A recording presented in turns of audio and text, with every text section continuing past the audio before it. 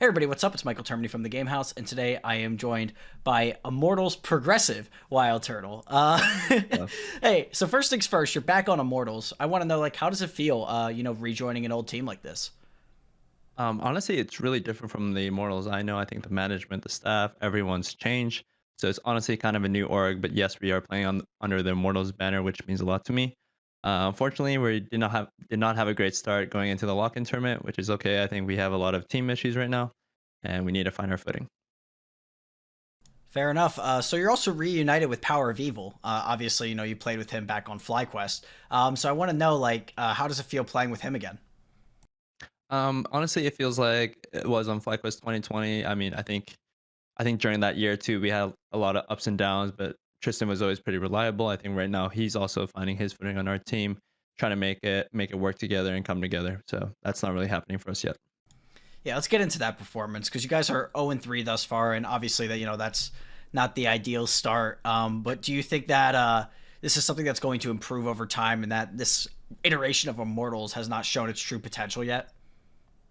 Yeah, I think we just have like a lot of miscommunication problems, like bad read of the meta. I just don't think we're comfortable with playing with each other right now. Like we don't understand what each other wants, what we want to do, how to team fight. Like all these things are things a new team could have trouble with, and I think we're definitely facing the hardships right now, the growing pains.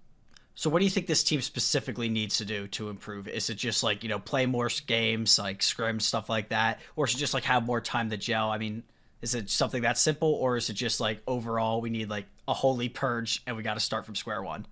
I think it's a combination of things, mostly being on the same page when we do things. I think fundamentally we think about the game like a pretty bad way. I think, um, like an example in that Affiliates game, I felt like we were getting outplayed on the map. They were attacking us on the gromp. That really set us far behind.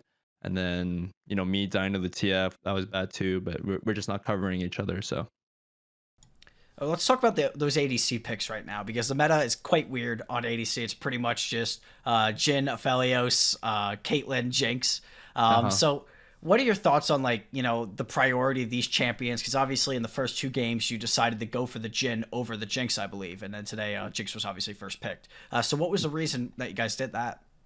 I think we just had a better result with Jin in our practice thus far. I think us as a team, we don't really know how to bring out these other champions yet. So I think we need to find our footing there, and hopefully going into LCS 2022, I think it'll be a lot better. I think this lock-in tournament is a good place for us to test where we're at, test our picks, see our synergy. And thus far, it's not really working out for us, unfortunately. But I have faith that we'll do better on week two.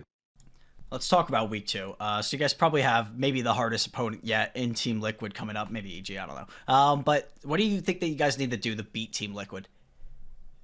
Honestly, just work on our fundamentals. I think our fundamentals aren't necessarily there yet. Like we're just fumbling the ball a lot. Like when we have the tempo on our side, we're not really using our rounds properly, and just pushing our leads, making sure all of our players can play the game. For example, like most of these games, I feel like I'm getting pressured pretty hard, but we're not really getting a huge enough advantage.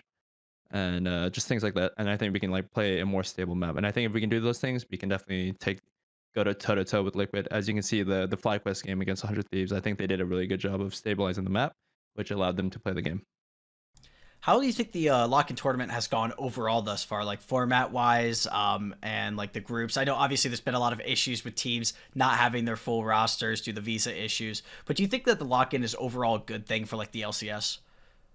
Um, I think the fans enjoy the lock-in tournament. I think it's fresh to see where the teams are going to be at, which team to root for. I think it's a really good event to see which team you should root for and play with, and hopefully Immortals as a 0-3 underdog team. Hopefully we can bring it back. All right. Let's do final question here. So, what do you say to the people that have been critical of your performance and the team's performance? Do you think that just wait us out, we got this, or do you think that they have the right to be a little bit upset? I think they have a little right to be upset. I feel like we're much better than we're showcasing right now. So I'm honestly disappointed in our team too. I was like, I'm definitely pretty mad at our performance. So hopefully you guys stick with us and we can turn it around. All right. You have anything to say to the Immortals Progressive fans? Thank you for supporting Immortals Progressive, and hopefully we show you guys a better week two showing. All right. Fair enough. Thank you very much for coming on, and I appreciate you doing the interview. Yeah, no problem.